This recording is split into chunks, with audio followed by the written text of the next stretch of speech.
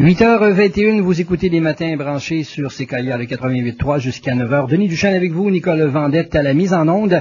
Et je reçois, comme je vous l'avais annoncé il y a donc au début de l'émission, Jonathan Bouchard. Il est gestionnaire d'un site Internet qui a pour nom quitterlequebec.com.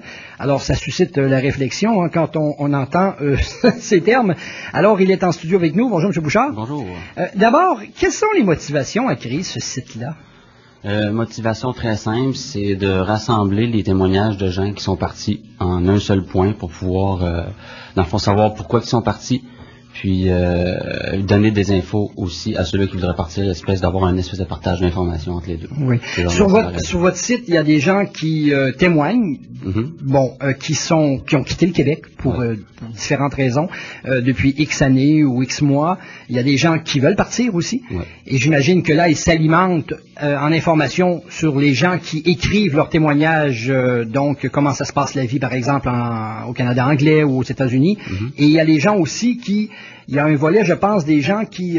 c'est autre, hein, c'est ça le volet haut, des gens qui critiquent davantage votre site, si je ne m'abuse. Les deux, dans le fond, c'est vraiment que je mets toutes les opinions de tout le monde. La dernière catégorie, c'est autre, c'est les gens qui ne désirent pas quitter, qui sont pas revenus ou qui veulent pas quitter non plus, qui sont pas partis, puis qu'il y aurait quelque chose à dire. Là, il va y avoir une section pour eux autres aussi. OK. Il y a des gens qui ont cru, en tout cas, j'ai vu ça sur votre site, que ça aurait peut-être été financé par Genex Communication de Choix FM. Pas du tout. C'est financé de mes poches, c'est mon site personnel à moi.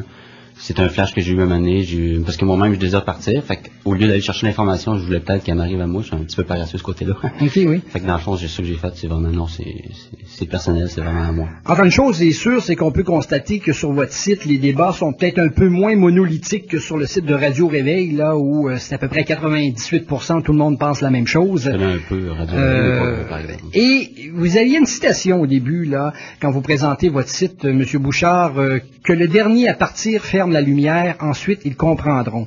Je crois que de mémoire, André Arthur a déjà affirmé cela.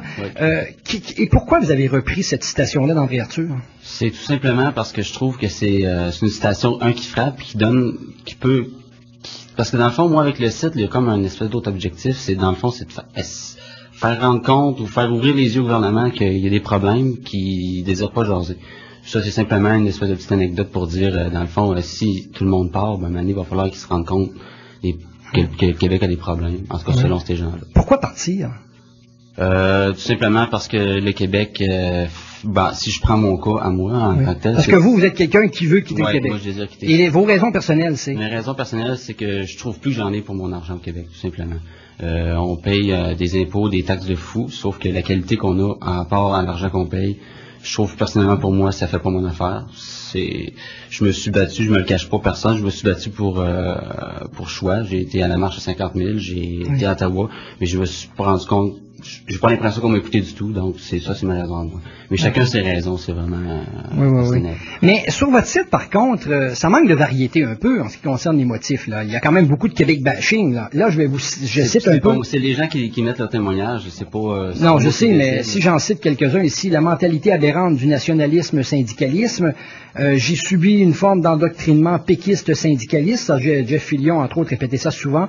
On est surtaxé, il y a des espèces de sensu de fonctionnaires qui n'arrêtent pas d'être en grève.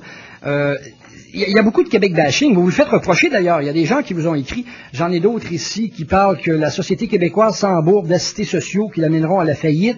Les CPE, les CLSC, le système de santé, le système d'éducation sont quelques exemples de notre marginalisation. Bye bye province de BS. Il y a beaucoup de Québec bashing. C'est les pires exemples que vous avez pris, mais il y en a beaucoup c'est des discussions qui ont beaucoup de points, c'est des statistiques qui mettent des études, sauf que comme je dis, moi, j'ai simplement mis un outil dans les mains des gens. Puis moi, je mets autant des opinions d'un bord que de l'autre. Donc, si ces commentaires-là ressortent, c'est simplement que c'est eux autres qui ont décidé de les mettre. C'est pas moi qui décide. Mais vous reconnaissez qu'il y a davantage de gens qui écrivent en faisant justement du Québec bashing plutôt que le contraire. Moi, je considère pas ça comme du Québec bashing. Je considère plus ça comme... Dans le fond, c'est simplement un langage qui est différent, mais il dénonce autant les mêmes problèmes que quelqu'un qui va avoir un texte qui va utiliser un autre langage différent. Et sur votre site, vous reconnaissez aussi qu'il y a plusieurs personnes qui écrivent, qui reprennent les propos mentionnés souvent quotidiennement par soit André Arthur ou auparavant par Jeff Fillion. C'est des messagers, hein. Dans le fond, ils donnent un message, puis il y en a quelques-uns aussi qui se font dire... des messagers ou des gens très influençables? C'est les messagers d'après moi, parce que moi je l'écoute, puis comme André Arthur, un exemple, sur les jeux vidéo, il est totalement pas d'accord, il est totalement contre les tatous, des choses comme ça, sauf que moi, c'est pas... Vous ne suivez pas sur ça nécessairement. Bon. Il y a plusieurs des opinions exprimées, M. Bouchard, qui sont sous des pseudonymes. Bon, je donne des exemples. Cat, Rat, Pustule à poil, Rikino, Matt, Aquanaut sur le forum, Mademoiselle C. Il n'y a pas là un risque d'avoir choisi cette façon-là de s'exprimer que des gens commencent à prendre ce site-là, peut-être que ça manque de sérieux finalement. Ça, c'est sur le forum, en fait. Mais pourquoi sur le forum, vous ne permettez pas aux gens de s'identifier clairement, plutôt qu'à utiliser des pseudonymes? Premièrement, OK, le forum, c'est vraiment le deuxième objectif du site. Le premier objectif, c'est les témoignages sur la page principale.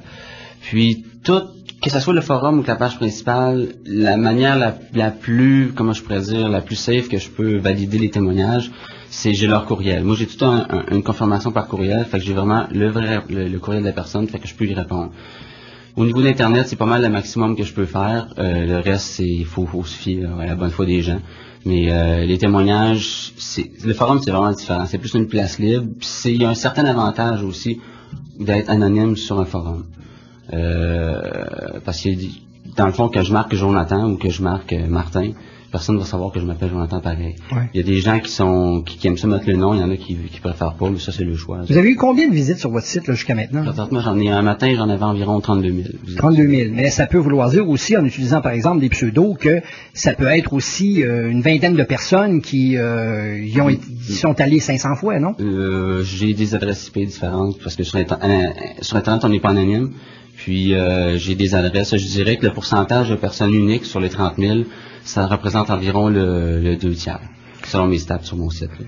Vous avez affirmé, Jonathan Bouchard, et là je vous cite sur le site, le CRTC contrôlé par des péquistes.